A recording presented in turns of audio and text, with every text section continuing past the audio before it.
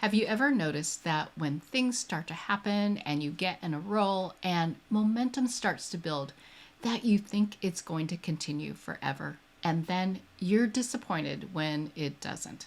Astrology can help us understand why life has its ebbs and flows and just doesn't continue in a straight line. I'm Panda Hershey, and I use astrology to coach entrepreneurs and their teams to work together and separately to take the best actions to keep moving their businesses forward. The momentum that Kamala Harris has had since Joe Biden stepped down as the Democratic Party's nominee has been called unprecedented by some. The gap between her and Donald Trump has narrowed significantly in the polls, but that trend is not likely to continue. So let's take a look at the astrology behind her personal growth and the growth of her campaign. This growth is related to the movement of Jupiter, and that is happening right over here in the 12th house or area of her life, through her processing, communication, and attunement to the details. This is that Gemini energy. So her experience of bringing people together on the same page using her words and ideas has been expanding since mid-July when the Jupiter portal opened. And phase one of this growth, of this expansion, will end on October 9th. If she were a business owner, this would be like building her list of potential clients. And this is what she should keep doing until October 9th. And then in that month from October 9th until the election, the focus should be on converting that list into actual votes. As you might imagine, this is very easy energy for her to tap into and make the most of as she's running for president. And so this is a big part of her personal momentum. When you look at the same Jupiter influence on her campaign for Team Harris, you can see that the growth is not here in the 12th area, but here in the 10th and 11th houses or areas of life. And it's key that it's happening here in the 11th house, which is the groups that her campaign will interact with. So this is easy energy for expanding the reach of the campaign to groups who might not have been interested before. This is also energy they can tap into to target potential voters who might not have been interested in voting before. And it's been especially powerful, this growth, between August 6th and the 21st, when Mars has been moving through that same area of the sky as Jupiter. So giving her campaign a big push to expand her reach, and also giving her a big push to get people onto the same page. And from August 21st to October 9th, when Mars has finished moving through that portal, she can expect for that momentum to slow down a bit. So she'll still be able to add to her client list, but she shouldn't be so disappointed if the rate of increase slows down. And she should be working on converting those people into voters anyway.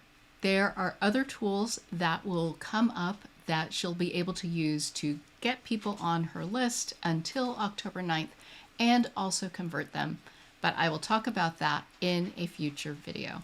But this is the astrology behind the momentum that she has experienced since July 15th or 16th when the portal opened and she became the nominee.